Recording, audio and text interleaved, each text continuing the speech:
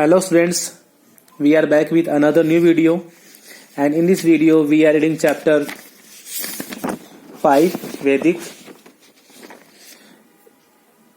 We had read about later Vedic period in the last video, its administration, political life, economic life, social classes, etc. Now we will read about the four stages of life. Life के 4 stages, जीवन के 4 चरण कौन कौन से थे? आश्रम्स के बारे में हमने रीड किया था.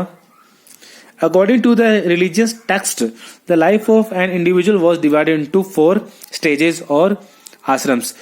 मनुष्य के जीवन को रिलीजियस टेक्स्ट, धार्मिक किताबों के अनुसार मनुष्य के जीवन को 4 अलग अलग आश्रम्स में डिवाइड किया गया है. दीज वर ब्रह्मचर्य और स्टूडेंट लाइफ. ब्रह्मचर्य और स्टूडेंट लाइफ, गृहस्था और फैमिली लाइफ, वानप्रस्था और life as a hermit, and finally sannyasa और total renunciation of the world. तो जो जीवन है वो 4 स्टेजेस में डिवाइड किया गया है. 4 आश्रम्स में पहला आश्रम होता था ब्रह्मचर्य, जिसको स्टूडेंट लाइफ बोलते थे, विद्यार्थी का जीवन बोला जाता था. गृहस्था, जिसको फैमिली जीवन बोला जाता था, फैमिली लाइफ बोलते थे.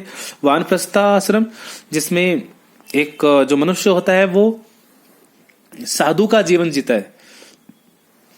एंड द 4th स्टेज संन्यास आश्रम, जिसमें मनुष्य पूरे जीवन को त्याग करके ईश्वर की खोज में तल्लीन रहता है, व्यस्त रहता है. तो ये 4 स्टेजेस थे. There was a decline in that status and dignity of women during the later Vedic age. Women were not allowed to participate in public affair and they could not own property. Women का जो dignity था, जो status था, वो decline होने लगा था इस एज में आते आते. वुमेन्स को पब्लिक अफेयर्स में पार्टिसिपेट करने की कोई भी परमिशन नहीं थी. दे वर नॉट अलाउड एंड उनको प्रॉपर्टी रखने का भी कोई अधिकार नहीं था, कोई धन संपत्ति रखने का अधिकार नहीं था. The presence of wifes in religious ceremonies was no longer considered important. कोई भी रिलीजियस सेरेमनीज होते थे, कोई धार्मिक समारोह होते थे, उनमें पत्नी की हिस्सेदारी होना कोई जरूरी नहीं था. Religion, many changes occurred in the religious practices of the people. The early gods and goddesses who were primarily related to nature lost their significance and new deities such as Vishnu, Shiva and Brahma emerged. नए नए देवी देवताएं उभरे, मतलब लोगों ने उस समय के लोगों ने नए नए देवी देवताओं को पूजना शुरू किया. Religion became a complex and an expensive affair with the performance of sacrifices और यज्ञ बलियां दी जाती थी. तो काफी ये एक्सपेंसिव अफेयर हो गए थे, काफी महंगे हो गए थे. ये लोगों को इनको फॉलो करना मुश्किल हो गया था. It became impossible for the common people to conduct sacrifices. Sacrifices involved the killing of animals as part of a religious ceremony. साधारण लोगों के लिए ये sacrifices करना, ये बलि देना थोड़ा impossible ही टास्क था, क्योंकि इसमें एनिमल्स को मारना होता था, उनकी बलि दी जाती थी, जो कि एक आम इंसान से नहीं हो पाता था. The Brahmins performed these rituals and sacrifices on behalf of the kings and other people. In return, the Brahmins were given dakshinas or gifts in the form of gold, cloth and cows. ये सब यज्ञ और sacrifices Brahmins करवाते थे और बदले में Brahmins को दक्षिणा दी जाती थी और गिफ्ट दिए जाते थे, जैसे कि उन्हें गोल्ड, क्लॉथ या कभी कभी काउज, गाय भी दी जाती थी. New developments in the religious philosophy also emerged with concepts such as karma, atman and moksha. नए नए कॉन्सेप्ट भी आए, जैसे कर्म यानी एक्शन, आत्मा सोल एंड मोक्ष सैल्वेशन उद्धार.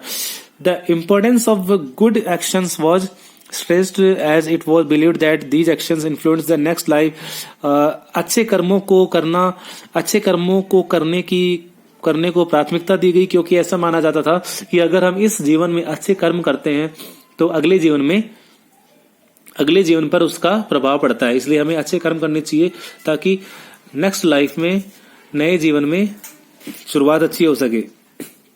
Hence, by doing good karma, people could achieve मोक्ष और salvation। और ऐसा समझा जाता था कि अच्छे कर्म करके इंसान मोक्ष पा सकता है या उद्धार पा सकता है।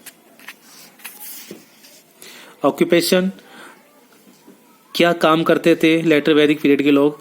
ड्यूरिंग द लेटर वैदिक period agriculture was the chief means of livelihood.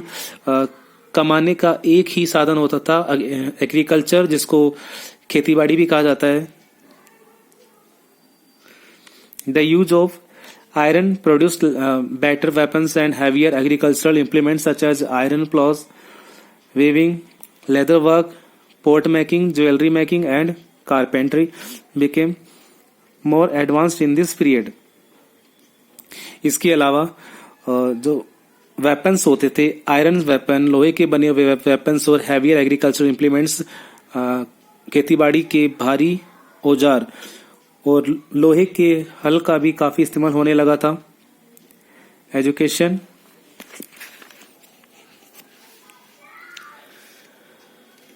in these periods girls received education at home। इस पीरियड में गर्ल्स को घर पे ही एजुकेशन दी जाती थी, बाहर उनका जाना अलाउड नहीं था। A boy spent his student life in Gurukul. और जो लड़के होते थे उनका जो एजुकेशन होता था वो गुरुकुल में होता था, जिनको आज हम स्कूल बोलते हैं। In return for the knowledge gained, the people served the guru। बदले में जो स्टूडेंट होते थे वो अपने गुरु की सेवा करते थे। Knowledge was passed on orally in Sanskrit. और जो ज्ञान था ये ओरली ही संस्कृत में एक पीढ़ी से दूसरी पीढ़ी में पहुंचता था। ओरली मतलब बोलकर, मतलब उस समय लिखा नहीं जाता था और ओरली ही नॉलेज पहुंचता था। The Vedas were the prime source of knowledge. और वेदों को प्राथमिकता दी जाती थी ज्ञान में। Besides grammar, astronomy, medicine, the art of war, music and architecture were also taught. The Vedic period ended around 600 BC with the formation of big territorial units called the Janpad।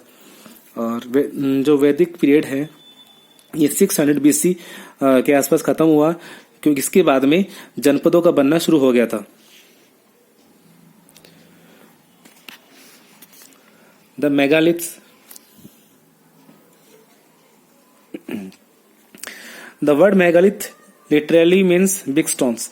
जो word है megalith, इसका अगर हम literally meaning समझे तो इसका मतलब होता है बड़ा पत्थर। Eight many places in the Deccan, south India, the north east and the north west, huge stone boulders have been found। They are generally arranged in circular pattern। They were perhaps used to mark grave or burial sites। These stones boulders are called megaliths।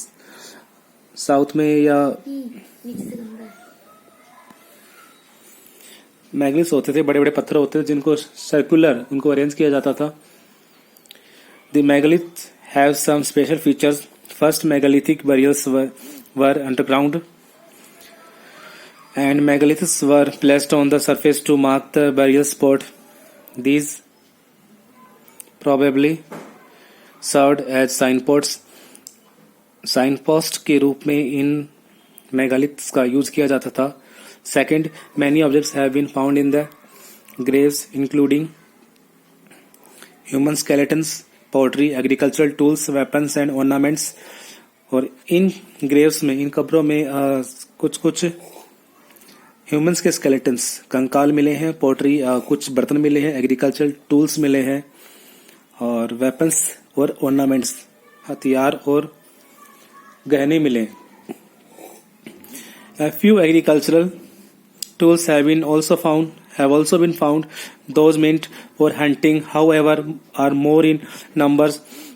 This suggests of the megalithic people practice agriculture. They depended more on hunting. ज़्यादा वे hunting पे depend होते थे.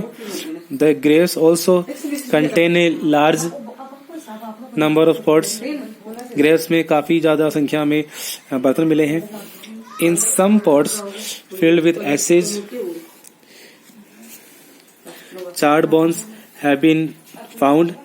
Some graves contains fragments of rice and other grains. So we know that people cultivated grains. तो ये सब हमें read करके पता लगता है कि उस समय के लोग अनाजों को उगाया करते थे. Objects found in the graves indicate the buried person's positions in the tribe. The graves that contain a large number of pots and ornaments probably belong to those who were either rich or important in societies.